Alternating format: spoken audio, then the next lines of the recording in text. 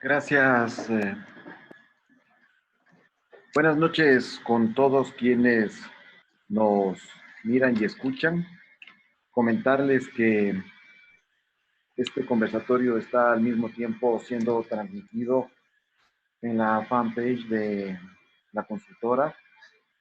En primer lugar, darles la bienvenida a Sebastián, a David y a todos quienes amablemente se han dado el tiempo de atendernos.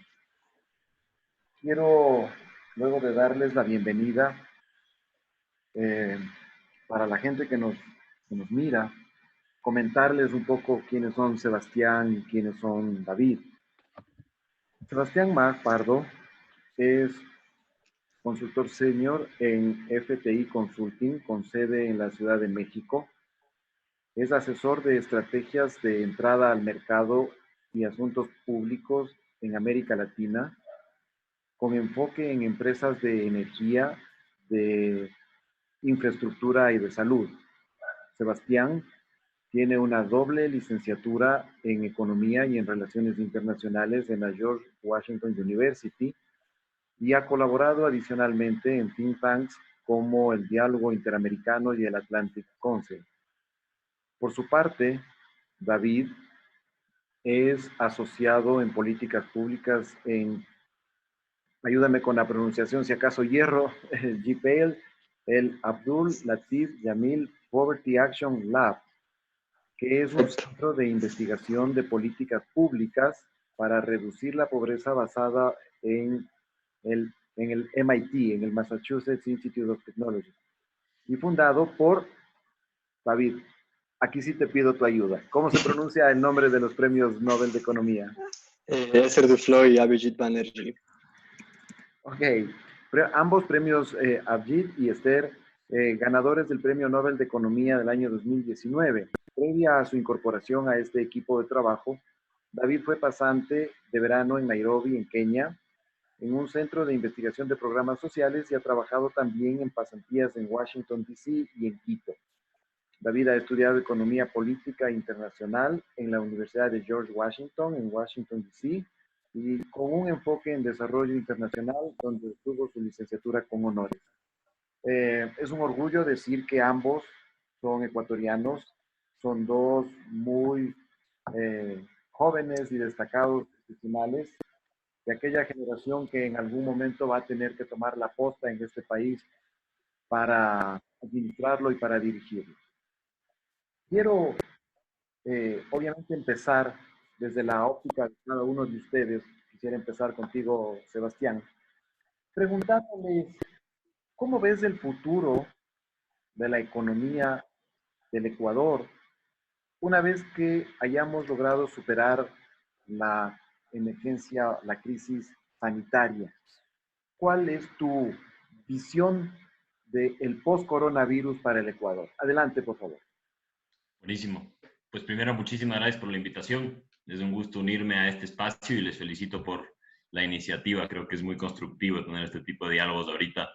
Y un saludo al auditorio igualmente. Gracias por escucharnos. Bueno, empiezo con la pregunta del millón, ¿no? Y es, o sea, creo que la respuesta de cómo veo la economía del Ecuador, si bien puedes decir mil cosas, va a depender mucho de qué pase con la economía del mundo.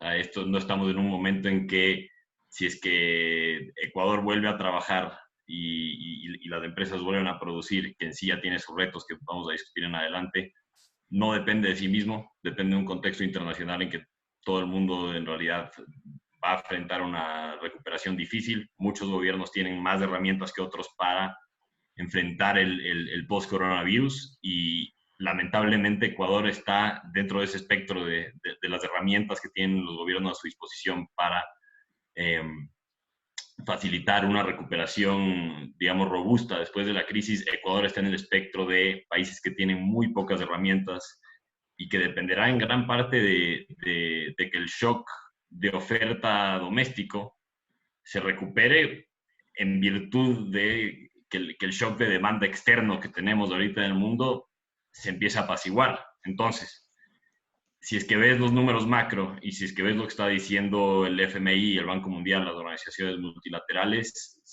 predicen que el Ecuador va a contraer su Producto Interno Bruto en un 6%, alrededor de un 6% para este año. El ministro Martínez ha dado una cifra un poco más optimista del 4%. Ambos escenarios no pintan muy bien, pero es esperado el impacto. Yo creo que la situación del país, como varios países de la región, Argentina, México, Venezuela juegan en su propia categoría, pero específicamente Argentina y México creo que tienen ese paralelismo con Ecuador, que ya venían de una actividad estancada. El Ecuador realmente los últimos 6, 7 años ha tenido la economía estancada, sin prácticamente crecimiento real. Y esta crisis profundiza esos temas estructurales que ya venían generando subas en la pobreza y ya venían generando un alto desempleo crónico y te generaban alta informalidad también. Entonces, en ese sentido, no somos los que mejor parados estamos. A nivel regional estamos ahí con México y Argentina como los países que más les va a pegar la crisis, pero para ponerle un tono relativamente, si bien no optimista, un tono constructivo a esta conversación, creo que el post-coronavirus sí nos da muchas áreas de oportunidad para profundizar en iniciativas que ya se estaban haciendo para dinamizar la economía del país. ¿Cuál es Nos da una oportunidad de reevaluar ciertos debates que se politizaron mucho en su momento. Estoy hablando específicamente del tema de subsidios de combustible, que ahora va a ser un tema bastante importante. Temas que se politizaron en su momento y ahorita realmente no tienen margen de politizarse. Realmente esta coyuntura sí nos da la oportunidad de reevaluar esos temas. Y claro, las limitaciones sí van a seguir existiendo. No tenemos acceso abierto a mercados internacionales, o al menos no uno favorable, con el riesgo país oscilando en 6.000 puntos.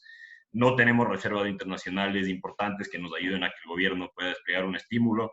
Y esas limitaciones van a perdurar.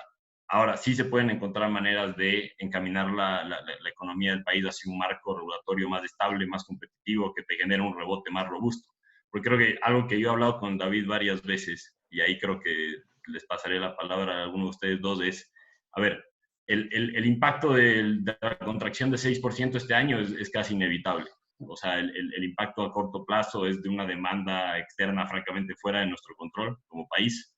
Lo que sí está en nuestro control como país es qué hacemos para que el crecimiento después de esa contracción fuerte no sea meramente un rebote estadístico, como podría ser fácilmente si no emprendemos reformas estructurales, sino que ya sea emprender en una senda de crecimiento sostenido y en una estabilidad jurídica que le dé al país un poco de oxígeno para recuperarse. Creo que eso va a ser lo fundamental acá y creo que esa es la clave de la discusión a tener en los próximos meses. Gracias. David, con el escenario que eh, mira, Sebastián, las cosas y desde tu perspectiva profesional, ¿qué crees que debe hacer el gobierno del Ecuador, el Estado ecuatoriano, para impedir que el post-coronavirus o la factura del post-coronavirus la paguen los sectores menos favorecidos de la sociedad? Tu especialización, tu área fuerte es precisamente el tema de las políticas públicas en esa dirección. ¿Qué harías tú si estuvieras en condición de decidir?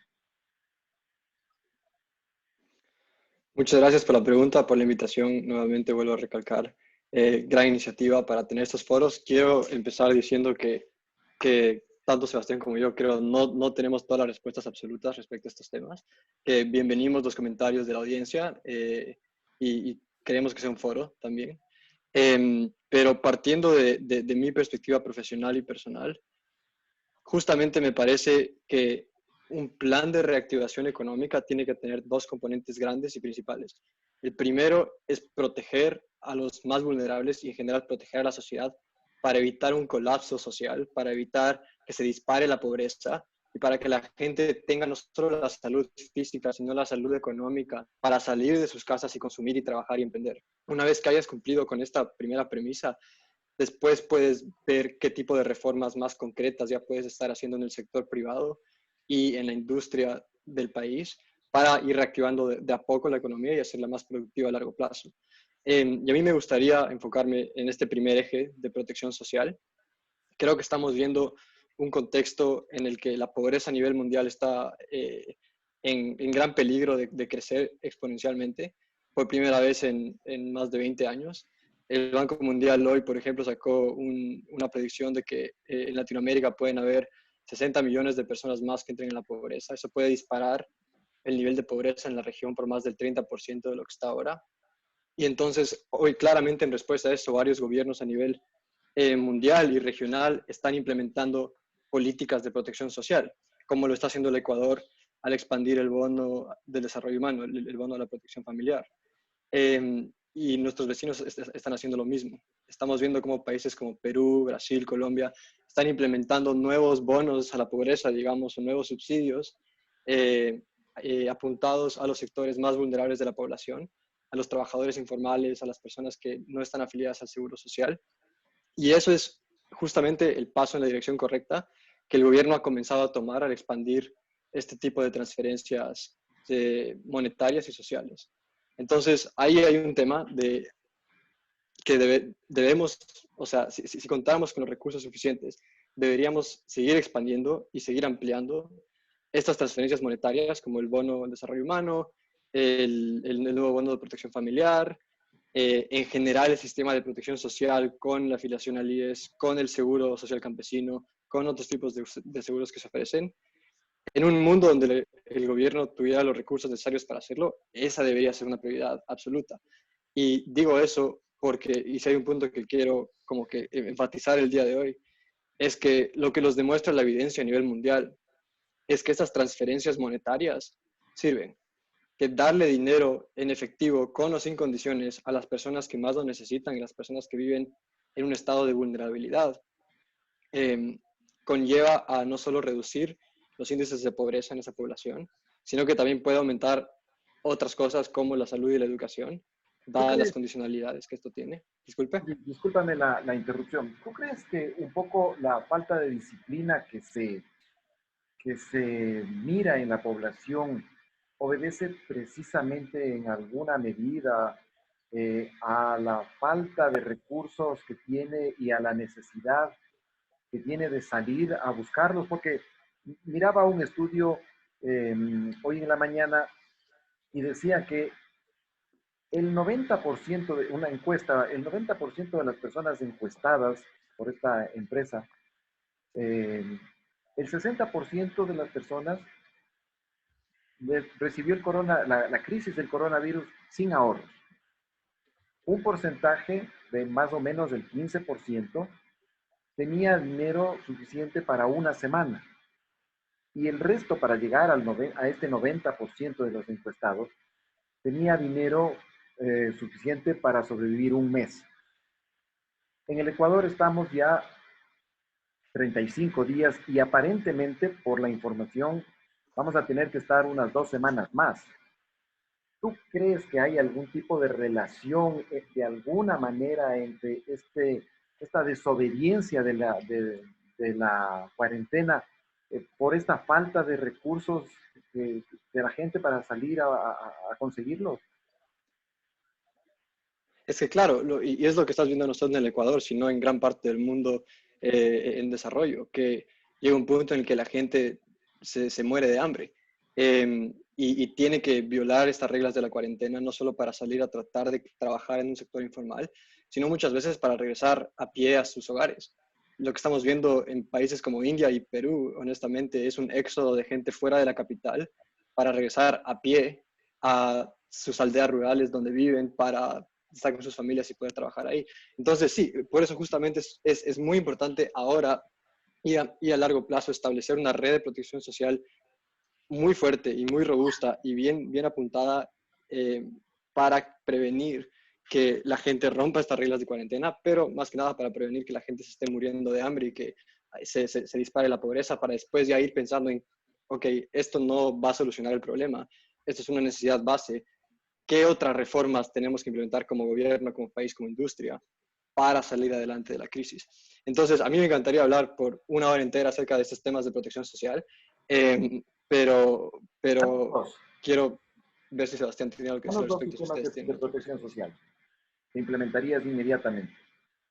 ¿Qué cosa, perdón? Danos dos sistemas de protección social. Tú decías, el uno, Sí, la entrega en dinero en efectivo, que es parte de lo sí. que está haciendo con los $60. ¿Y algún otro? Sí, ok. Bueno, en primer lugar, haría algo más con esos $60. Trataría de ampliar la cobertura de estos nuevos bonos que están haciéndose, porque no creo que estos bonos siempre están llegando a las poblaciones informales. No creo que están llegando a la clase media. Y es muy importante porque en la base de datos del gobierno, donde se decide quién recibe estos bonos, no capturas necesariamente la familia que hace 3 meses vivía en la clase media baja, pero que hoy en día está en la pobreza o está a punto de entrar en la pobreza por estos choques económicos. Entonces, ampliaría la focalización de estos bonos, estas transferencias monetarias, para incluir a esta gente y utilizaría los datos administrativos que tiene el Estado, también los datos administrativos, honestamente, que tienen las empresas de telefonía y los bancos para focalizar y encontrar a estas personas, sobre todo en la clase media, que podrían recibir estos subsidios. Y ya un tema aparte de los subsidios de transferencias monetarias, otra cosa que yo haría es ampliar la cobertura de los seguros sociales ya existentes, del IES, del Seguro Social Campesino y también de la afiliación al trabajo para los no remunerados. Disculpa. Y una manera en la que puedes hacer eso es subsidiando temporalmente la inscripción a estos servicios sociales y también proveer información acerca de cómo inscribirse y cómo afiliarse a estos servicios de seguro social y también programas de ayuda, sean virtuales o no, en la que el Estado puede claramente ayudar a la gente que se registre y que se afilie a estas redes de protección, porque nos dimos cuenta con esta crisis que la red de protección social del Ecuador tiene muchísimos huecos y tenemos que empezar desde ya a ir rellenando esos huecos, no necesariamente para vivir para siempre con el 50% de la población recibiendo subsidios, no, pero hay que realizar, hay que caer en cuenta de que cualquier tipo de reactivación económica privada es primordial que primero protejamos la vida de las personas y que no tengamos un caos, una catástrofe social, que puede pasar.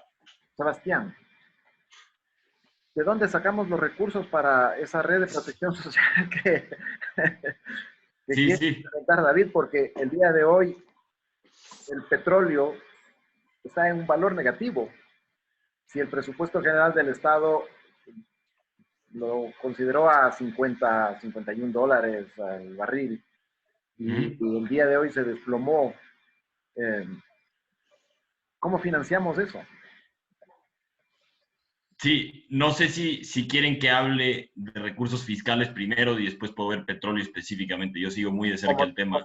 Como tú quieras, como tú. Creo que voy primero por el tema de recursos fiscales. Aquí yo creo que, como señalé al principio, Ecuador está en una posición muy difícil. O sea, no tiene acceso a endeudamiento sostenible. Como David mencionaba el ejemplo de Perú, que está desplegando un estímulo de 12 puntos del PIB, no menor. O sea, es el más grande de la región comparado al PIB. 12 puntos del PIB, pero ¿cómo logra hacer eso? Bueno, inicialmente tiene muchos ahorros en reservas de fondos de cobre, pero es un exportador de minerales muy importante, que Ecuador se podría convertir en uno. Perú también lo que pasa es que tiene un track record digamos, su solidez crediticia y los acreedores le creen a Perú, tiene mucha credibilidad. Entonces, pasamos a aquellos, la semana pasada Perú se endeudó, aquí tengo el dato, Perú se endeudó al 2.4% de tasa de interés, deuda de 5 años, y 2.8% de tasa de interés a 10 años plazo. Estas son deudas para el estímulo de 12%, del 12% del PIB que implementó. Ecuador no está en las capacidades de desplegar ese tipo de recursos, primero, y segundo, de endeudarse en esas condiciones tan favorables, olvídate. Entonces, ahí yo creo que entra aquí a la conversación algo que yo considero que es un mito, pero que se escucha mucho y que mucha gente, digamos, replica porque tiene mucho sentido, que es que no tenemos espacio fiscal. Es muy habitual escuchar a gente del gobierno, inclusive en los medios y fuera, decir, es que Ecuador no tiene espacio fiscal, no podemos sacar recursos de ningún lado. Es cierto, o sea, no tenemos reservas internacionales, no tenemos política monetaria, pero yo sí resaltaría un punto que es en cuanto a eficientar el gasto público, y esto capaz y entra en conflicto con algunos programas sociales y algunos temas, pero en mi opinión se podría priorizar mucho mejor. Y doy ejemplos. El Estado recibe ingresos, el Estado del Ecuador recibe ingresos de alrededor del 30% del PIB. O sea, casi un tercio de los bienes y servicios que se producen en el país lo tiene el Estado a su discreción. De ese 30%, una parte muy pequeña se dedica digamos, temas que son de emergencia ahorita, que es salud, por ejemplo, y también temas que, si hablamos de política social, de lo más importante es de educación. Salud, nada más se le destina 2.5% del PIB. O sea, 30% tiene el gobierno y solo 2.5% se le destina a salud. Y educación es una partida alrededor de 4.4%. Y el 24% restante no será espacio fiscal. Creo que esa es una pregunta que nos tenemos que hacer como ecuatorianos y tiene que empezar a figurar más en el debate público, porque es muy conveniente para el gobierno de turno decir, es que nos dejaron endeudadísimos, ¿verdad? Estamos estancados económicamente, no crecemos, también es verdad. Y encima no tenemos espacio fiscal. Bueno, es muy difícil hacer un recorte del gasto y tiene sus controversias sociales y tiene sus costos políticos, como ya hemos visto en un par de ocasiones, pero decir que no existe el espacio fiscal es negar una posible solución al problema. Y ausencia de otras soluciones, como emitir moneda, como endeudarse en mercados internacionales. O sea, creo que las dos alternativas que tenemos es priorizar el gasto del Estado existente y, por otro lado, creo que un mecanismo en el cual el gobierno ha sido muy capaz, y este gobierno específicamente ha sido muy capaz, es mejorar nuestro perfil en las multilaterales. Sin duda, el gobierno del presidente Moreno, bajo el ministro Martínez, ha sido bastante más proactivo que otros gobiernos en ir y buscar créditos, y no solo eso, sino ir y buscar relaciones más constructivas con el Banco Interamericano de Desarrollo, con el Banco Mundial, con el Fondo Monetario, y en realidad que por ahí puede ir mucho de la respuesta de cómo le damos liquidez inmediata a la economía, o sea, cómo hacemos que el mundo nos vuelva a creer, que nos podamos volver un socio comercial de preferencia para el mundo. Muchas de esas respuestas yo creo que pasan por las multilaterales. Y ahí veía una pregunta en el chat de que hay ciertas agencias de desarrollo en los Estados Unidos, como la Agencia Internacional de Desarrollo, USAID. Todo eso suma, o sea, todos esos esfuerzos suman, y si es que hay algo que destacarle a este gobierno es que sí ha sido proactivo en acercarse a los multilaterales, y eso es algo que no se puede desperdiciar. Más bien hay que agarrar ese elemento positivo y ahondar sobre eso. Y en cuanto a eficientar el gasto público, hay un área de oportunidad. Que sea políticamente sensible, sin duda es un reto, sobre todo considerando que tenemos elecciones que se vienen, pero que hay espacio para maniobrar y destinar recursos a iniciativas de mayor prioridad, como las que menciona David, de protección social, de que no se te desborde la indigencia y la pobreza. Creo que vale mucho la pena hacernos preguntas de en qué está gastando la plata el Estado.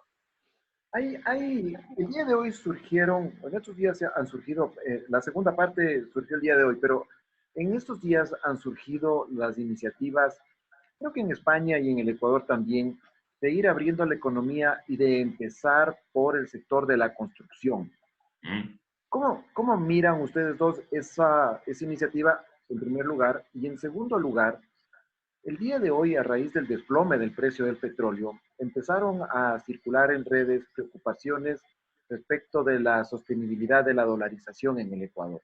¿Cómo miran ustedes esas dos cuestiones que están, pero muy en la coyuntura?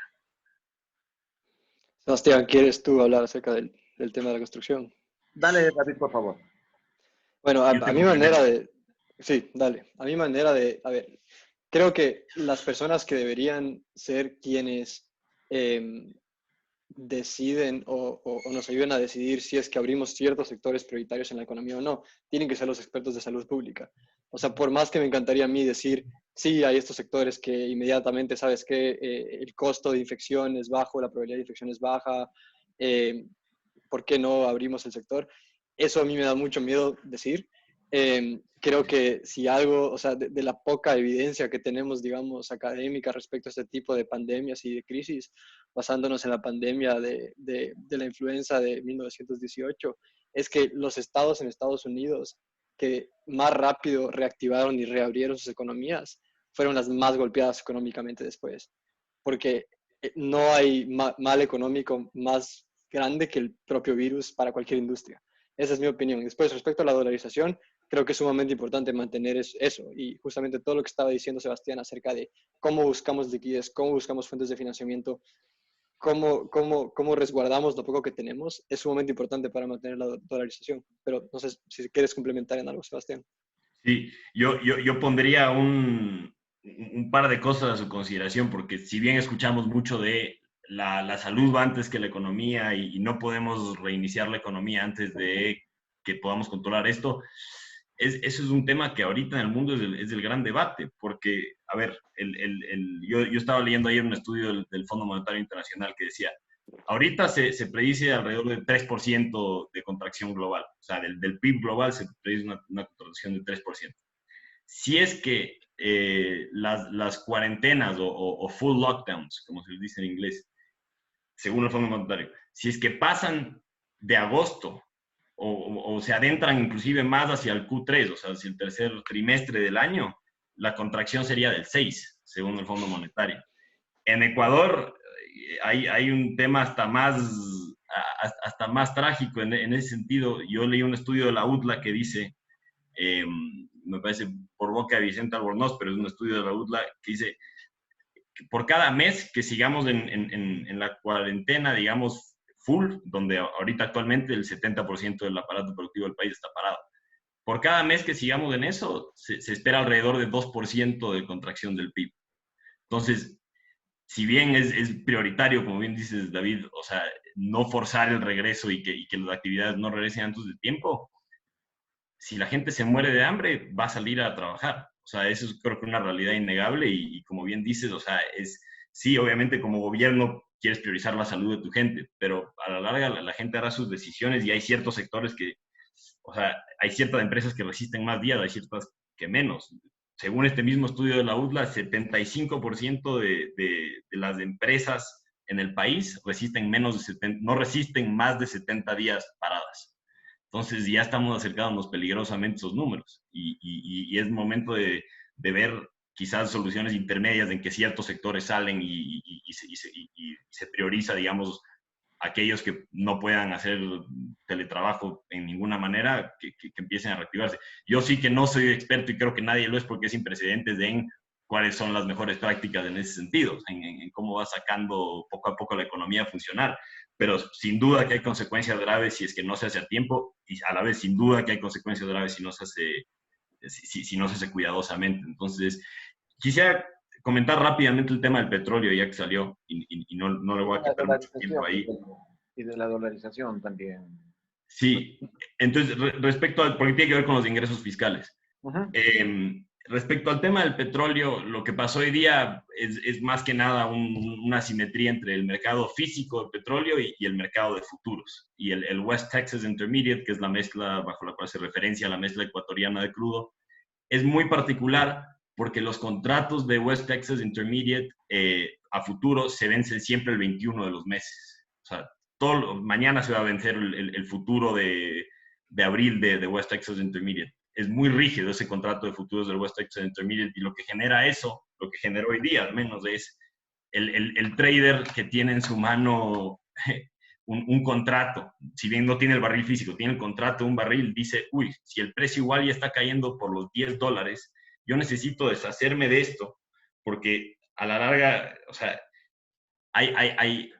yo no quiero el barril físico si es que no lo voy a poder vender a precios adecuados. Entonces se genera un premio por llévate el barril físico y almacénamelo, porque no hay dónde más almacenar en el mundo. O sea, con el shock de demanda que hay en el mercado petrolero, prácticamente no estamos demandando petróleo y gasolinas. Entonces, todas las terminales de almacenamiento están a tope. Lo que genera eso es que nadie quiere recibir barriles físicos. Entonces, eso es lo que se dio hoy en el mercado, que vimos que llegó a precios de negativo 40 un barril.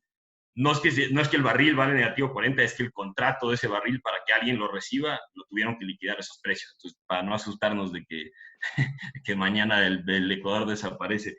Pero lo que sí pasa indudablemente es que con los precios actuales casi todas las petroleras del mundo operan a pérdida. Peor aún en Ecuador, que no tienes un sector de oil and gas competitivo. El costo de producción de Ecuador es de alrededor de $18.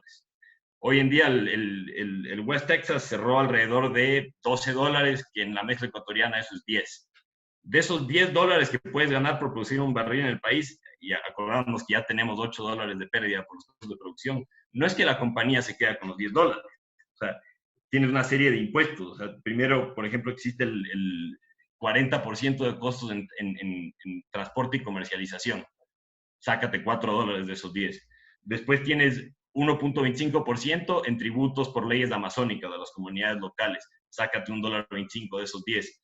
Después tienes 2.5 a ingresos brutos por ese barril, sácate 2.5. Entonces, realmente que las compañías petroleras que están produciendo barriles ahorita en Ecuador están asumiendo pérdidas tremendas. Y eso es bastante preocupante, porque si bien tenemos otros sectores en la economía y ahorita la producción está relativamente parada de todas formas, lo que implica eso para los ingresos fiscales, dadas todas las demandas que va a tener el gobierno de gastar en sectores prioritarios, es tremendo. O sea, el petróleo es alrededor de 20-25% de los ingresos públicos no financieros. Entonces, es una situación que realmente llama a reevaluar si es que queremos que el Estado sea el que está tomando todas las pérdidas mediante Petroamazonas de estas condiciones del mercado, o si queremos seguir transitando como ha empezado a hacerlo este gobierno, y hay que reconocerlo, hacia un modelo más competitivo donde entren empresas extranjeras con su tecnología a ofertar por campo y a concesionarlos, y ellas asuman el riesgo de cuando pasa este tipo de situaciones. El marco que tenemos actual no es competitivo, y al tener una presencia tan dominante y tan prominente del Estado, socializamos todos nosotros los contribuyentes las pérdidas de eso. Y eso es algo que hay que ponerle atención también. David, ¿algún comentario para pasar a Claro, un tema? creo que tiene mucho que ver, vuelve al tema del espacio fiscal, ¿no es cierto? Entonces, dado que estamos siendo exprimidos y ahogados fiscalmente por todos estos lados, con el porcentaje que nos queda, ¿qué hacemos? O más bien dicho, Exacto. con todos los gastos que no son salud y educación, como tú decías, que eran porcentajes del 2%, 1%, el bono del desarrollo humano, por ejemplo, es como 1.2% del PIB, o sea, no es tanto tampoco. ¿Qué otros subsidios y qué otros programas sociales existen allá afuera que podemos reorientar para asegurarnos de que podamos por lo menos cumplir con estas medidas de protección social que mencioné al principio, que son como las necesidades básicas para proteger a la gente?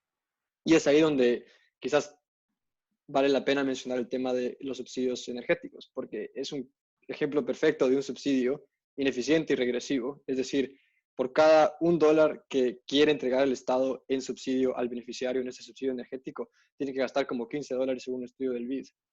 Por todos los términos de, o sea, veo tu reacción, Sebastián.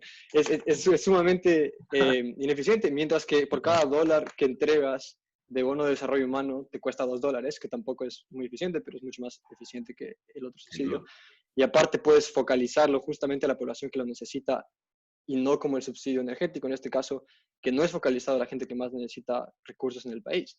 Es un subsidio regresivo, que quiere decir que la gente que tiene relativamente más recursos en el país es la que más se beneficia.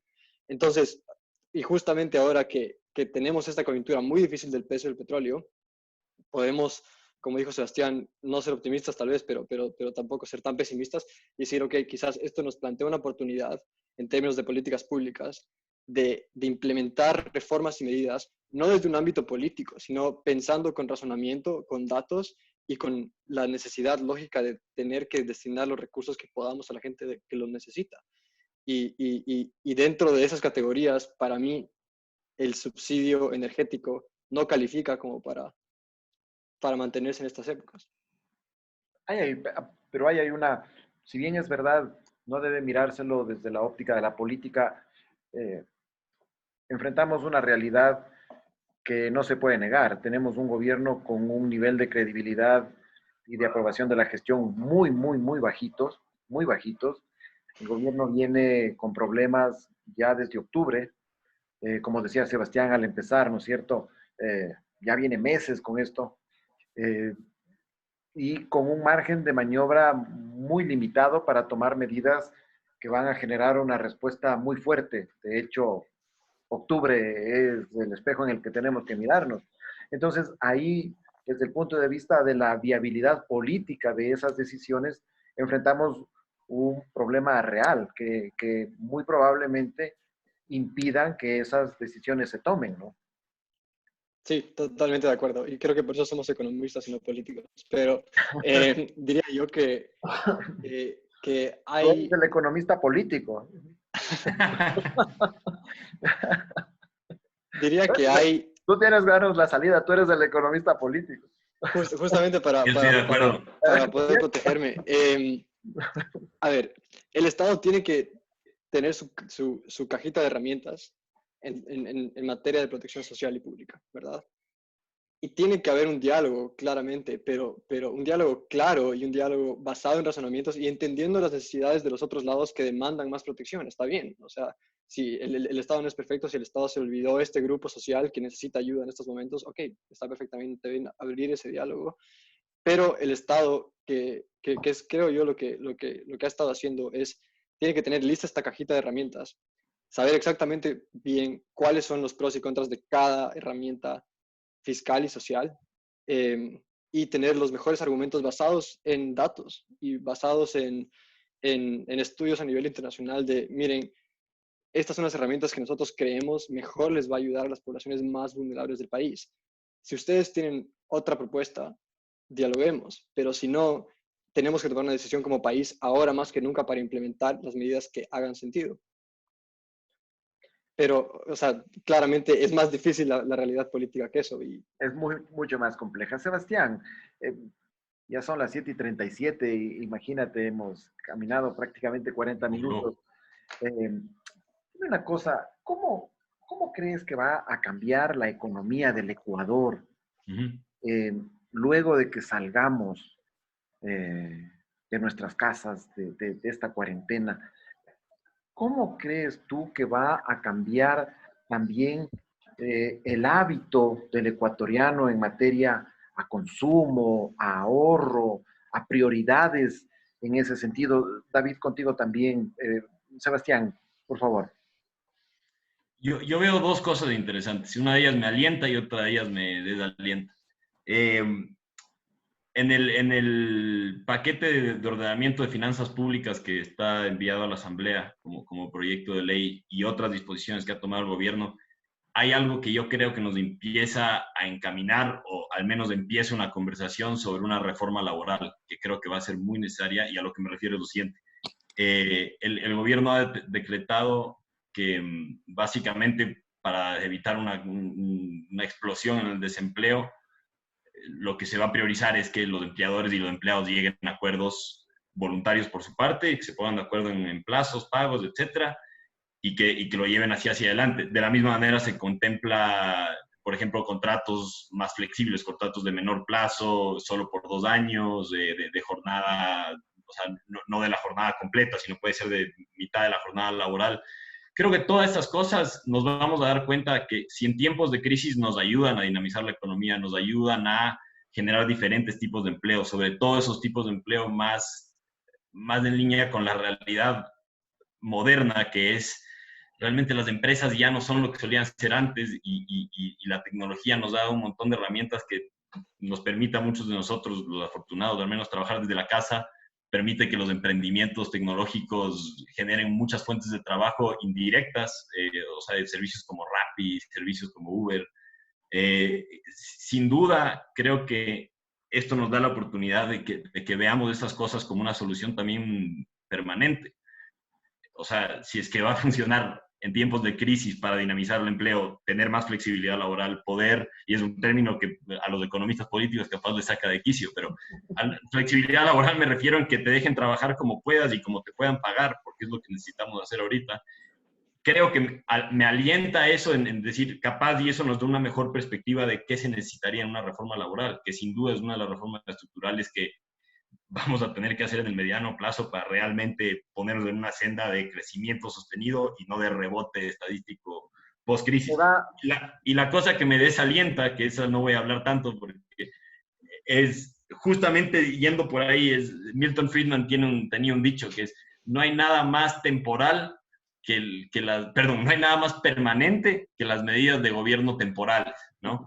Y en ese sentido veo que el gobierno se está moviendo con un par de temas tributarios que realmente, o sea, una vez sean políticamente viables, que eso se va a tomar su semana y sus meses, sí le van a ahogar cierta liquidez a las empresas. O sea, la contribución de 5% en 3 meses, el potencial reestructuramiento del sistema tributario para que el gobierno saque recursos de ahí. Entiendo por qué lo hacen, necesitan recursos, pero a largo plazo es una medida que nos puede dejar hasta más estancados. Dime una cosa, no te me vayas, David, digamos, de las dos cosas que le planteaba Sebastián, y te incluye una tercera. Dime una cosa, ¿no te preocuparía a ti, y a ti particularmente, David, el hecho de que el gobierno en el proyecto de ley que está planteando empiece la contribución, el cobro de la contribución, finalmente es un tributo, ¿no es cierto? Pongan el nombre que quieran ponerle, pero es un tributo, que con ingresos de apenas $500, Mm. no, quizás no sería posible, no sería mejor desde la perspectiva de ustedes como profesionales de la economía, que ese tributo empiece desde niveles de ingresos mayores, por una parte, o quizás tal vez grabar otro tipo de utilidades de otros sectores que pudieran estar mejor preparados para resistir esa carga tributaria. ¿No te da la impresión de que personas con ingreso de 500 están mucho menos preparadas para recibir y para soportar el impacto de esa carga? Gracias, David. Sebastián, Creo que, ya ahí seguimos con... Yo voy a ser rapidito en Ah, esta. dale. Mi respuesta es que yo creo que es algo, y esto toca en tus dos puntos iniciales, algo que se menosprecia siempre desde los círculos de la política es lo importante que es la contribución voluntaria. O sea, si tú ves ahorita muchas empresas, muchos grupos empresariales de Quito, sobre todo, bueno, aquí también hay iniciativas, pero hay iniciativas como el fondo que empezó Roque Sevilla, son cosas que el Estado no está decretando desde un escritorio pagado por el contribuyente, son cosas que vienen de nuestro ingenio y de decir, ve, necesitamos echar una mano a mi comunidad porque si no vamos a asumirnos de la miseria. O sea, creo que si es que, volviendo a tus dos puntos, si es que hay algo que creo que puede cambiar, es que se empiece a valorar con mejores ojos y que se quite la impresión de que es por oportunismo, de esfuerzos genuinos del sector privado de aportar y de solidarizarse. No tengo una respuesta concreta a cómo podemos focalizar el grabar cierta gente aquí para darle a estos otros. Yo no soy experto en eso. Pero lo que sí sé es que ahorita yo creo que se va a empezar a apreciar más el rol voluntario que tienen las empresas de venir, plantarse enfrente a sus stakeholders, sus comunidades y proactivamente ver cómo pueden ayudar, ¿no? O sea, yo creo que por ahí viene un montón de las respuestas, que no necesariamente se ve desde una óptica estatista, ¿no? Es un buen punto. los temas eran tres. Primero, ¿cómo miras tú el post-coronavirus desde el punto de vista de, de la gente, de los hábitos, en el consumo, en el ahorro, en ese tipo de cosas? La otra, esta, de si no te preocuparía desde el punto de vista de tu enfoque en particular, que la contribución arranque desde los $500 y si esos sectores están lo suficientemente preparados como para resistir esta nueva carga, considerando que ya a otros sectores, por ejemplo, los servidores públicos, se les hizo, por una parte, una contribución no voluntaria, ¿no es cierto? Y por otra parte, luego de que termine este periodo, se produce una rebaja del 10% del ingreso. Así dice el proyecto, ¿no es cierto? ¿Cómo mirarías tú estas tres cuestiones? Sí, a ver, voy a comenzar con el tema de los tributos y a partir de qué rango de $500 o más debería ser aplicable este tributo. Creo que es una pregunta empírica. Creo que requieres de datos y un análisis de costo-efectividad en términos de si yo le grabo un impuesto a una persona que gana $500, qué tanto le va a impactar respecto a qué tanto yo puedo recibir en ingresos. ¿Por qué? Porque justamente tiene que ver con lo que yo decía al principio, que hay una clase media baja, que también es sumamente afectada por esto, pero que no está incorporada actualmente en los programas de transferencias monetarias y de bonos que está implementando el Estado. Entonces, al tratar de recaudar el mayor número de recursos que pueda el Estado, después puede rediseñar políticas para reinyectar dinero en estos segmentos de la población, sea en el segmento de la población que gana $500 o no. Entonces, creo que en principio no estoy en contra o a favor de grabar un tributo a alguien que gana $500, siempre y cuando tenga que ver o siempre y cuando esté incorporada con una política más grande de protección social que incluya a esa gente también. En cuanto a tu primer punto, ¿cómo va a ser la vida post-coronavirus? Es algo que creo que todos estamos preguntándonos mientras nos quedamos en casa, pensando en qué factores de esta realidad van a mantenerse en la próxima realidad. Quiero enfatizar un punto respecto a eso, que es que creo que hay una percepción negativa en Latinoamérica, en el Ecuador, respecto a estas transferencias monetarias y estos bonos de desarrollo humano y estos bonos a la pobreza.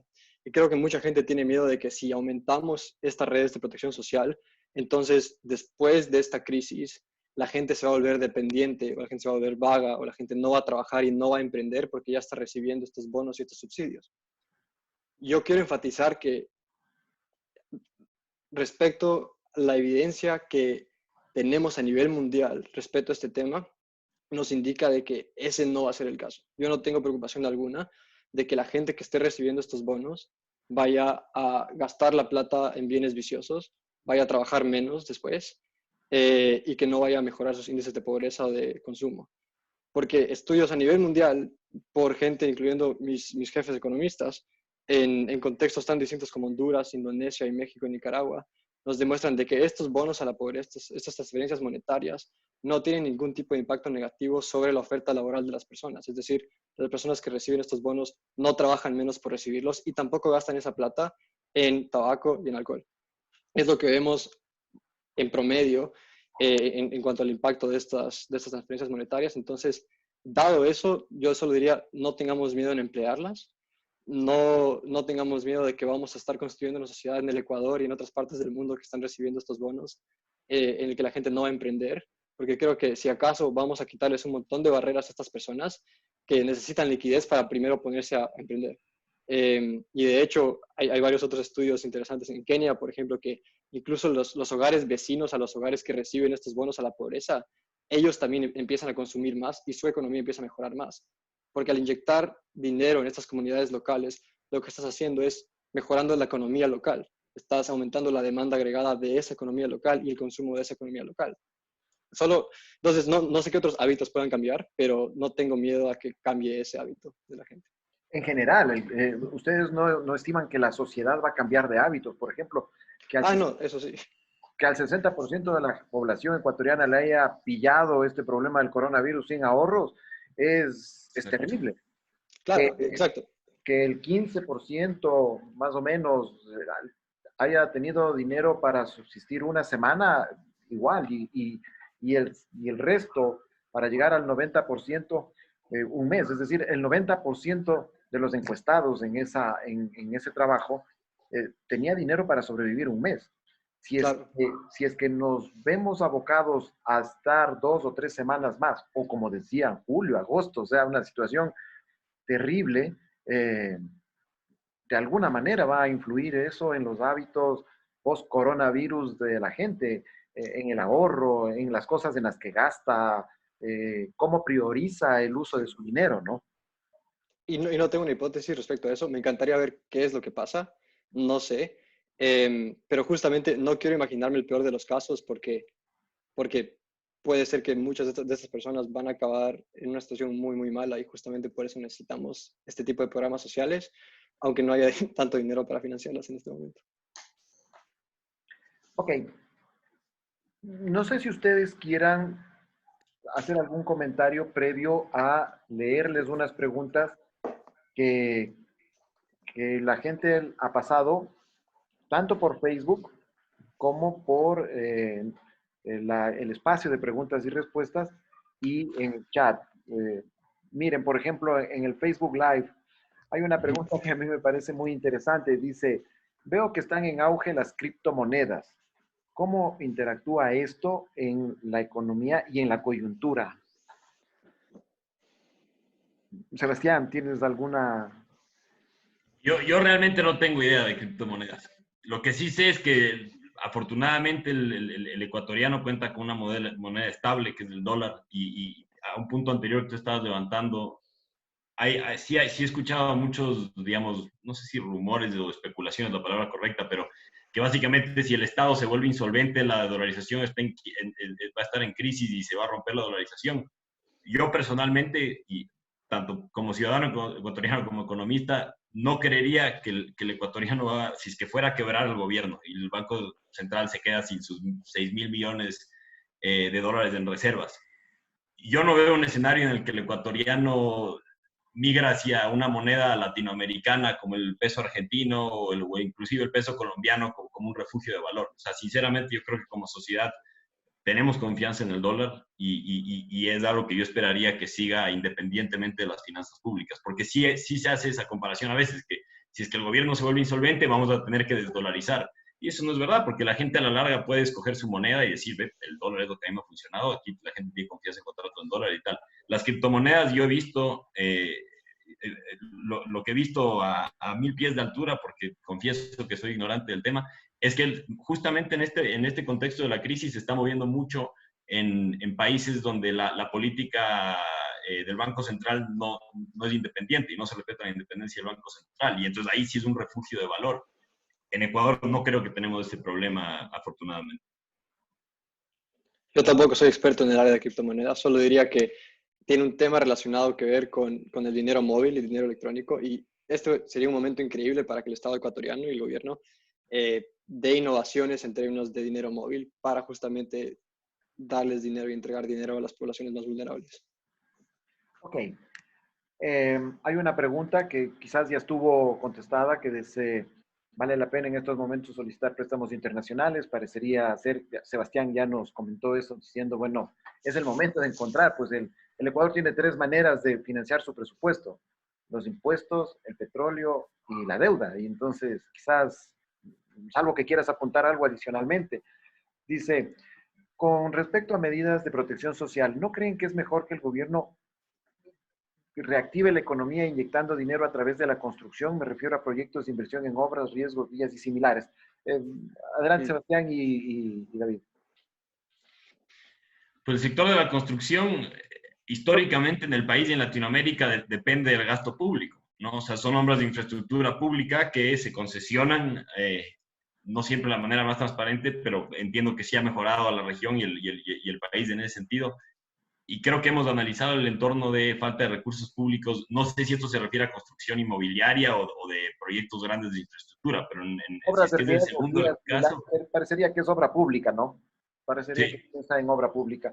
Creo que Yo, querías... yo, yo creería, y por lo que hemos discutido acá, yo creería que ese es el tipo de sectores estratégicos donde el gobierno puede decidir, mira, mis recursos son necesitados en programas de protección social inmediata, necesitamos asistencia para los más vulnerables ya, y nosotros tenemos que poner cargo de eso. No podemos empezar a construir carreteras, aeropuertos y obras que francamente igual vamos a concesionar, ¿no? O sea, en ese sentido no veo que un despliegue de recursos públicos sea lo más conveniente para el país ahora. Ahora, sí hay un punto que quería agregar ahí cuando mencionabas las posibles fuentes de ingresos del país, y una que pasamos por alto ahora y que no está muy en el foco de la conversación pública, pero realmente que sí puede ser una ayuda importante, es el sector minero.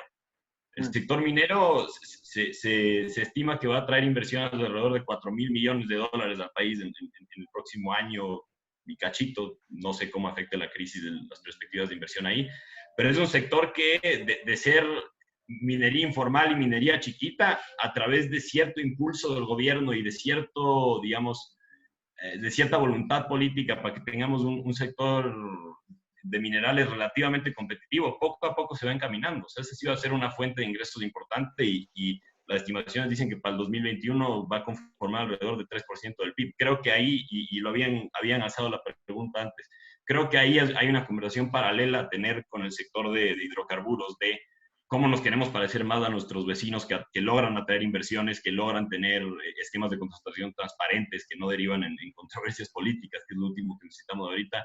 Y creo que hay un área de oportunidad interesante, ver cómo podemos hacer más eficiente digamos, generar más sinergias entre los actores estatales en tanto en minería como en petróleo, y además de invitar con un marco jurídico estable, ojalá a largo plazo, en nuestro país. Yo creo que es un wishful thinking, como dicen los gringos, pero creo que eso nos podría encaminar muy bien a tener más ingresos.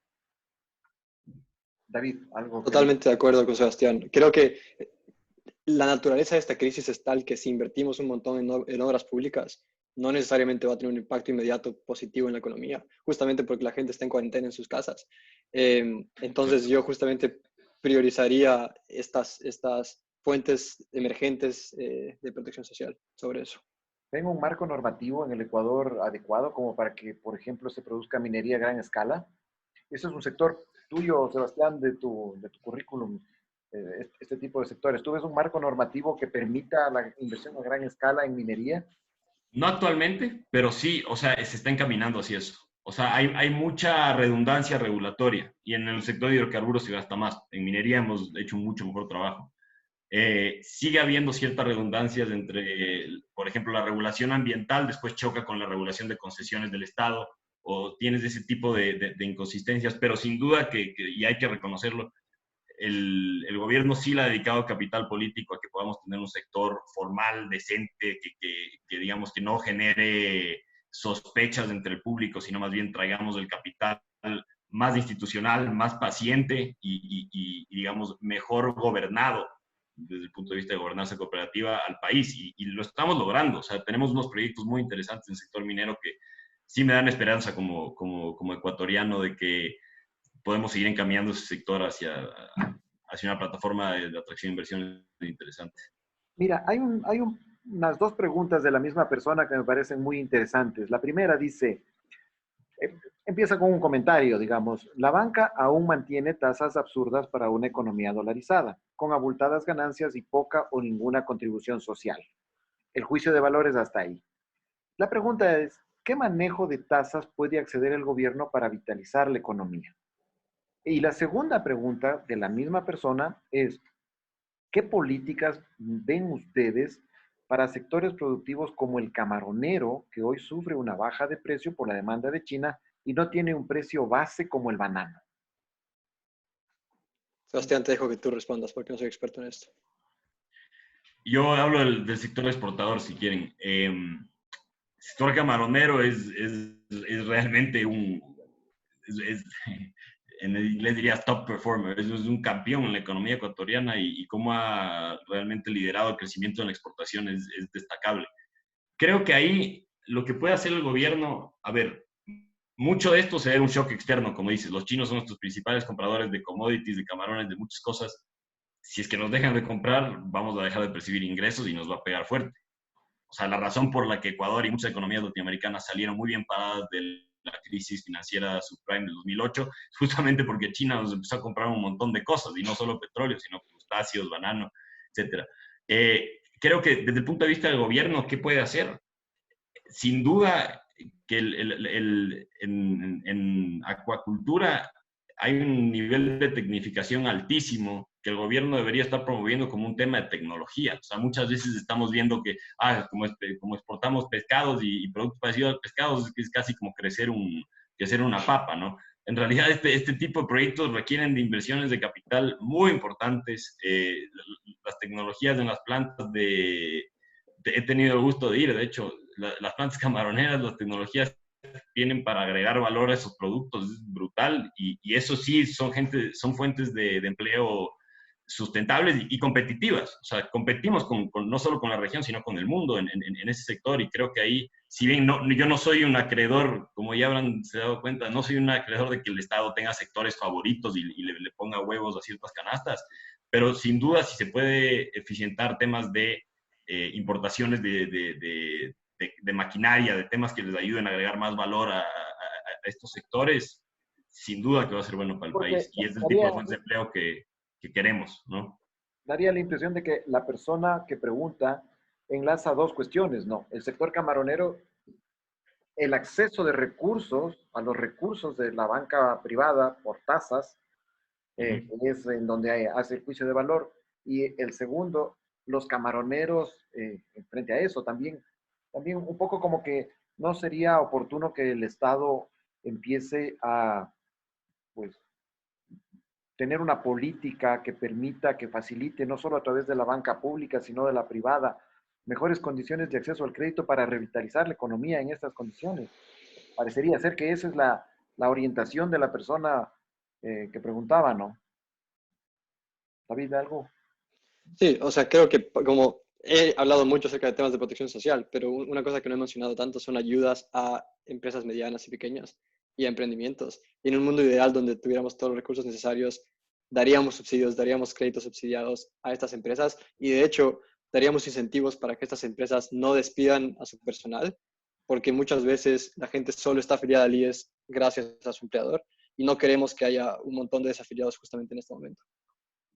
Ok, hay Sí, una... yo respecto al sector financiero, permítame nada más agrego, es una de las cosas, yo mencionaba que tenemos elementos positivos existentes sobre los cuales podemos construir. Sin duda el sector financiero es uno de esos. O sea, si se menosprecia la capacidad del sector financiero como actor social de ayudarnos a salir de esta crisis, estaríamos haciendo un grave error. O sea, no solo en cuanto a inyectar liquidez, sino si se liberan tasas de interés y dada la alta cantidad de impagos, parece ser lo que va a pasar, el sector financiero va a tener un rol fundamental en Hay que reactivar el aparato potenciar productivo. el rol del sector financiero, dices tú.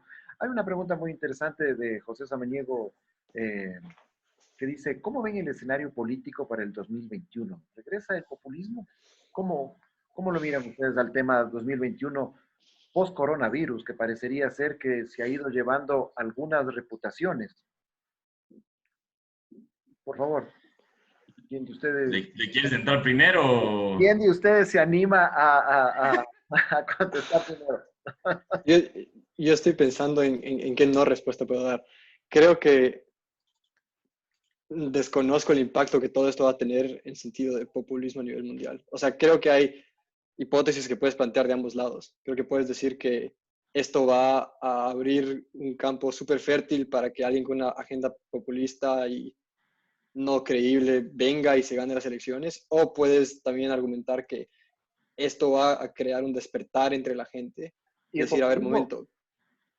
David, solo para apuntar, y el populismo puede ser de derecha o de izquierda. Mira, Claro, mira sí, El totalmente de Salvador, acuerdo. ¿no? Mira Bukele. Bueno, sí, o sea, puede ser de ambos lados, totalmente de Gobierna acuerdo, vía pero Twitter y vía Twitter le impone al sistema financiero determinadas condiciones, o en general, ¿no? sí, entonces, claro, o sea, mi respuesta Sí. concreta es no sé, creo que puede ir de ambos lados. Esperaría que no vaya del lado populista, sea de izquierda o de derecha, pero no sé cómo prevenir eso tampoco. O sea, no hay una receta mágica como para hacer que las próximas elecciones den el mejor resultado posible. Yo creo que sí tenemos un rol nosotros como sociedad civil ahí, y esto lo conversamos el otro día, David, que es, yo en mis cortos años de vida jamás he visto una elección en el país donde se debatan realmente temas de políticas públicas y temas de reformas. Si bien eso es lo que a la larga terminan haciendo los gobiernos, es lo que los constituyentes esperan, los que el mandante, perdón, espera que hagan los gobiernos, nunca termina pasando. O sea, el debate político se usa para ataques personales, temas de, o sea, ego entre partidos y tal. Creo que como sociedad civil, si es que empezamos a plantear desde ahorita que la elección como despliegue de recursos públicos que es realmente una plataforma y un área de oportunidad para tener conversaciones constructivas de qué hacemos con el sector de hidrocarburos, qué hacemos con el gasto público en ciertos temas de protección social y de políticas de desarrollo, qué hacemos con el rol del Estado en ciertos sectores donde cuando había mucha plata para hacerlo, el Estado era el protagonista y se metía con todo, pero ahora ya no es el caso. Creo que si bien es un poco iluso de mi parte pensar que se puede tener esa profundidad de conversaciones en el ámbito electoral, o sea, creo que si es que hay una elección en la historia del país para hacerlo, es esta. Llevamos 7, 8 años estancados en la macro. Tenemos ahorita en nuestras manos la crisis más importante que al menos creo que en nuestros lapsos de vida nos ha tocado vivir. Si es que realmente votamos eso al tacho para decir, no, es que Cintia contra Otto, y no lo usamos para hablar de temas abiertos. Esto no estoy diciendo que mi visión es la que se tiene que hablar. Lo que se tiene que abrir es un debate constructivo en torno a políticas públicas, no a quién hizo y quién respondió y quién mandó un mensaje y quién se llevaba bien con Correa. O sea, creo que ese es el tipo de cosas que yo esperaría ver de nuestros políticos, pero ojalá me sorprendan porque realmente no habría mejor oportunidad para que lo hagan. Bueno, pero esta conversación ya es preelectoral.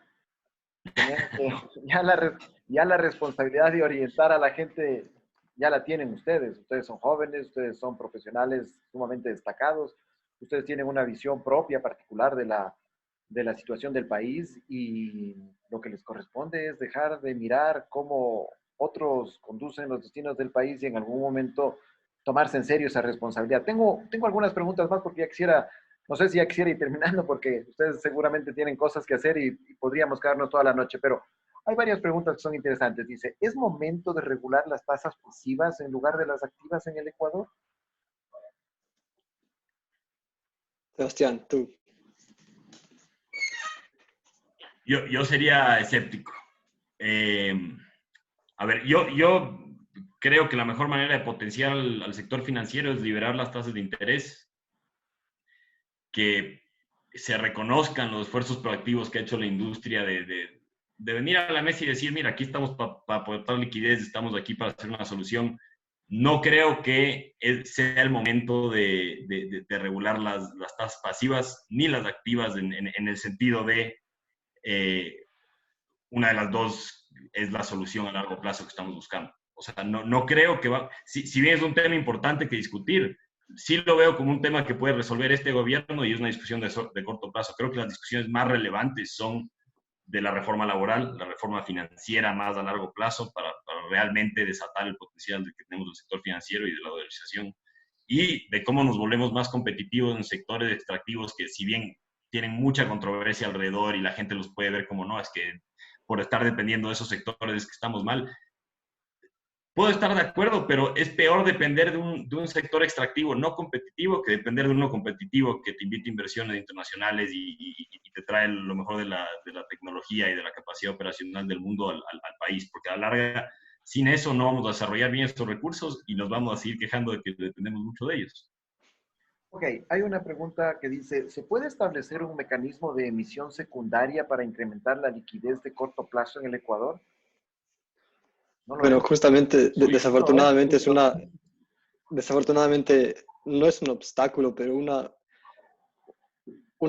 de los requerimientos de la dolarización es que no tenemos justamente esa potestad de política monetaria para emitir más liquidez inmediata dentro del sistema financiero. Es a lo que mencionábamos antes, que hay rumores, o no sé si rumores es la mejor palabra, pero eh, existe una posibilidad en algún mundo en el que hay monedas electrónicas que complementan a un sistema dolarizado. Yo no le tengo mucha fe a eso porque justamente como Sebastián decía, la fe que hemos tenido en estos años desde el 99 ha sido en el dólar y desafortunadamente tenemos que asumir algunos de los contras que viene con eso, incluyendo el hecho de que el dólar está apreciándose a nivel mundial y que eso nos quita liquidez. Eh, entonces, en cuanto a política monetaria, desconozco de qué podamos hacer para emitir más liquidez en el sistema. Mi opción número uno sería ir a multilaterales y tratar de conseguir la liquidez que yo pueda. Hay una pregunta puntual para ti, David, que dice, estimado David, de alguna manera ya la respondiste hace un momento, pero sí es importante que, que la escuches. Debes haberla leído en el chat. Estimado David, en el caso ecuatoriano se ha estipulado que el bono de desarrollo humano fue un subsidio de perpetuación de la pobreza. ¿Cómo garantizar que esta nueva contribución no sea solo para garantizar subsistencia? Sí, gracias. Tiene que ver con lo que dije antes. Yo no estoy de acuerdo que sea un bono de perpetuación de la pobreza. Creo que es un estereotipo, no creo que hay ningún tipo de evidencia empírica después de leer los estudios más rigurosos de los académicos más rigurosos a nivel mundial, incluyendo estudios rigurosos del mismo Bono de Desarrollo Humano en el Ecuador, que nos demuestra que perpetúa la pobreza. ¿Qué es perpetuar la pobreza? Es hacer que la gente sea dependiente de este dinero y que no emprende y que no trabaje en otros lugares. Y no vemos que eso ocurre. Vemos que la gente cuando recibe estos dineros, de hecho, liberas algunas de sus trabas que existían antes de pobreza, que no les impedían emprender, que les impedían emprender en el primer lugar. Entonces, creo que justamente aumentar estos subsidios y entregar los subsidios no es perpetuar la pobreza, es quitar las trabas que tienen estas familias en el día a día de salir de la pobreza y hacer algo para tratar de romper un poquito este ciclo de pobreza que existe. No es suficiente y no es una respuesta de oro ni es una respuesta mágica. Y tienes que complementar estos bonos con un montón de otras políticas de desarrollo social para que la gente rompa ese ciclo de pobreza, pero no es contraproducente. No creo que hace falta cambiar o ajustar estos programas sociales para que la gente salga de la pobreza en el Ecuador. Si algo es aumentarlos, en mi opinión personal. Ok, lamentablemente hay tantas preguntas que no vamos a avanzar a toparlas todas. Mira, me interesan dos particularmente, Sebastián. Dice, a su criterio, ¿cómo cree que el gobierno debe manejar el pago de la deuda con China? ¿Sería recomendable tomar una posición de dejar de pagar o exigir una reestructuración de la deuda alegando su responsabilidad en la crisis actual, la responsabilidad de los chinos? ¿A cuánto llega nuestra deuda con ellos y en nuestro gasto anual qué porcentaje implica el pago de esa deuda? Te, te, te doy la segunda nada más para que puedas aprovechar y contestarla. Dice, la crisis sanitaria requiere que nos quedemos en casa, lo cual inevitablemente limita la demanda. Por otro lado, el objeto es inyectar dinero a la economía para incrementar el consumo. En el caso de que logremos inyectar esos recursos, ¿cómo vamos a lograr que la demanda se reactive desde casa? Me dejas dos difíciles. A ver, lo de China es muy interesante. Pelota, Más allá de la deuda, pelota en punto penal para ti. No, dale nomás, dale. ojalá la clava al ángulo, pero más le estoy apuntando a la tribuna. No como Eh, Palermo nomás. sí. Creo que el caso de China es muy interesante más allá de la deuda. Eh, hay un dato que te dice mucho de cuánto dependemos de China, ¿no? Y cuando una deaceleración en la economía china inevitablemente va a implicar una desaceleración en nuestra economía. Cuando China decrece 1%, el PIB mundial decrece 0.5%. Cuando China decrece 1%, América Latina, que con África es la región más dependiente en China, el PIB decrece 1%. O sea, es 1-1. Nuestro PIB como región está atado 1-1 a China. Entonces, obviamente, ese es un tema que, como bien dice el Daniel, creo que es que hizo la pregunta, que le mando un saludo, por cierto. Claro, si bien no tengo la cifra actualizada de cuánto está la deuda, sé que del año anterior hicimos un pago de 700, 800 millones y que estamos en plazo para cumplir. De hecho, el ministro Richard Martínez logró renegociar la deuda china a más largo plazo, o sea, sustituyó deuda que ya se vencía con deuda a más largo plazo, refinanció. Y la pregunta que pone es muy interesante. El mismo, digamos, el mismo aparato político económico del Partido Comunista en China sabe que esto le está pegando muchísimo a muchos de sus socios en todo el mundo. Y Ecuador, sin duda, es el país, después de Venezuela y Brasil, que más deuda pública ha contratado de China en la región. Y esto más que nada para obras de infraestructura y el sector petrolero y para cubrir huecos de gasto corriente del Estado. China entiende muy bien que Brasil, Ecuador y Venezuela, ni hablar, no están en condiciones ahorita de pagarles. Y yo creo, desde más de un punto de vista de relaciones internacionales, que ven la oportunidad de generar goodwill de parte de ciertas poblaciones del mundo hacia China. Es decir, yo sí veo que el gobierno chino está moviendo muy astutamente a mandar ayuda, ser muy proactivo en ofrecer crédito, ser proactivo en decir, mira, te compartimos los médicos, te compartimos las mejores prácticas. Y en ese sentido sí creo que hay una movida de poder suave que sin duda va a figurar en las conversaciones de deuda. O sea, China sabe que si es que, digamos, queda bien, como le aplaza el plazo a Ecuador, le perdona un poco, acepta su responsabilidad en la crisis, se solidariza. No creo que por decir el virus salió de China, te perdonamos la deuda, eso no lo veo con opción. Los chinos saben que les tienen que pagar eventualmente, sobre todo porque la deuda china está colateralizada en petróleo, que es un commodity que no nos falta. Pero sí veo áreas de oportunidad interesante para que en esa conversación sí se den, por dinámicas de geopolítica, que sí se ve que China se porte benévolo. O sea, que diga, ve, nosotros vamos a quedar mejor que Estados Unidos acá, no vamos a quedar como los buitres de los 90s que tanto difaman ciertos políticos y les vamos a echar una mano, ya sea para quedar bien. Eso es un valor inmenso para China. O sea, y lo ha intentado hacer por décadas en la región y con mucho éxito. ¿Algún comentario, David? No, totalmente de acuerdo con el análisis de Sebastián, que conoce más acerca de la relación de China y Latinoamérica que yo. Yo tengo, esta pregunta es mía, no es de quienes amablemente nos acompañan. Luego de contestarla, les pido unas palabras finales de despedida. Eh, Son las 8:15 de la noche, allá creo que es una hora más, ¿verdad? Por lo menos en Boston. En el DF estamos en la misma hora. Estamos en la misma hora y con la misma calidad de de políticas gestión, públicas. con la misma gestión de crisis. Eh, No, el Ecuador es superior. unas, unas palabras finales luego de contestar esta pregunta, agradecerles mucho. La pregunta que yo tengo es, ¿ustedes habrán visto que un grupo de abogados americanos ya ha presentado una demanda contra China? Y no sé si es una fake news o es una noticia real, pero me ha parecido ver hoy día en las redes que la canciller Merkel parece ser que ya le ha mandado una factura de algunos billones a la China. ¿Ustedes Sí. visualizan que el escenario, que la comunidad internacional le termine pasando una factura a China por las eventuales omisiones en la gestión o en la comunicación de la pandemia o de lo que después se convirtió en una pandemia? ¿Ven ustedes algún sistema de gobernanza mundial que le pueda poner a China en la condición de decir, ok, yo soy el causante de esto, yo voy a tener que responder de alguna manera? Ambos, por favor, su respuesta. Yo no veo ningún sistema de gobernanza mundial que sea capaz de hacer eso, pero creo que sí, creo que hay políticos en partes del mundo que van a aprovechar eh, esta situación y aprovechar el hecho de que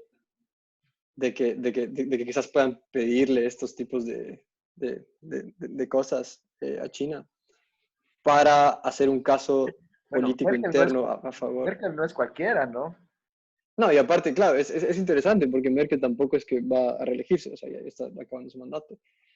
No sé, o sea, creo que tiene mucho que ver con la economía y la política doméstica de cada país. Me imagino algunos líderes mundiales jugando ese juego con China. Me imagino que para muchos otros no, y es una pregunta geopolítica que tiene mucho que ver con lo que dice Sebastián, que cuáles son las intenciones de China geopolíticamente hablando de ahora en adelante para mejorar su imagen y para salir ganando donde puede de este juego. Y seguramente va a salir ganando en muchos lugares y en otros va a salir perdiendo. Sí, yo coincido, perdón, no sé si tienes ahí palabras de cierre. Yo coincido plenamente con lo que dices. O sea, no hay ahorita un sistema de gobernanza global. El mismo hecho de que ahorita los medios y digamos, la élite de opinión internacional le considera a Angela Merkel la líder del mundo libre, por ponerlo así, y no a Donald Trump, te muestra el vacío de liderazgo que hay en el mundo. Sin duda, China está yendo a intentar llenar ese espacio, ese vacío de liderazgo en el mundo, pero yo coincido con David y con el planteamiento de la pregunta en sí, de que no es descabellado pensar que después de todo esto la comunidad internacional sí logre un mayor nivel de coordinación y logre un mayor nivel de cooperación, si bien no tiene el andamiaje, digamos, para formalmente, digamos, poner la China contra la espada de la pared, sí creo que va a haber una reacción de la comunidad internacional en donde al menos se pide un rendimiento de cuentas. O sea, yo no soy epidemiólogo ni tengo idea de esos temas, pero sí parece haber una inconsistencia de cuál fue el paciente cero y cuál fue el rol de este instituto de virología que estaba al lado del mercado. En fin, parece haber una serie de incógnitas que no están resueltas y que la comunidad internacional, a mí me daría la impresión de que después de que se logre, digamos, poner la máscara de oxígeno en el avión, sí va a regresar a ver y decir, ok, aquí alrededor necesitamos ayudarnos entre unos y otros, y capaz China es la respuesta de decir, oye, frontea, ¿no? Y eso, no necesariamente eso es bueno para el Ecuador, porque China es un socio comercial muy importante, y yo me atrevo a decir, a pesar del acercamiento que hemos tenido con Estados Unidos bajo este gobierno, y quizás y hasta un incipiente acuerdo comercial con Estados Unidos, me atrevo a decir que la diplomacia china sí tiene una palanca fuerte sobre las decisiones de política exterior del Ecuador. Entonces, no esperaría que Ecuador sea uno de esos países que protagoniza una cruzada en contra de Beijing, ¿no? Pero igual le va a afectar a la economía de Ecuador y o sea, sin duda va a afectar a la reputación y a la credibilidad de las economías que dependen mucho de financiamiento chino estatal. Yo creo que sí es una dinámica que vamos a ver y que va a ir evolucionando, sin duda. Muchísimas gracias, David. Muchísimas gracias, Sebastián. Quiero pedirles que por favor nos tengan paciencia una próxima ocasión para, una vez que hayamos salido de esta crisis, ver si es que la bola de cristal estuvo pulida o nos faltó todavía por ahí algún pulimento. quiero comprometerles para una siguiente ocasión. Quiero agradecerles mucho sus valiosísimas opiniones, su criterio lúcido, académico, profesional, y a todos a quienes han tenido la gentileza de quedarse conectados todo el tiempo. Igual, muchas gracias. Para nosotros como consultora es importante, y cierro con esto, dar espacio a gente que tiene mucho por dar todavía a esta sociedad, a este país. Y por eso es que están aquí ustedes y por eso es que queremos volverles a tener en otra ocasión.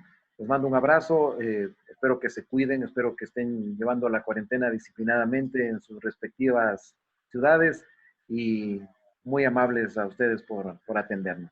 Un abrazo, buenas noches. Muchísimas gracias, buenas noches. Muchísimas gracias, buenas noches. Gracias, David.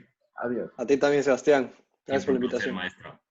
Siempre un placer. Buenas noches, un abrazo. Adiós.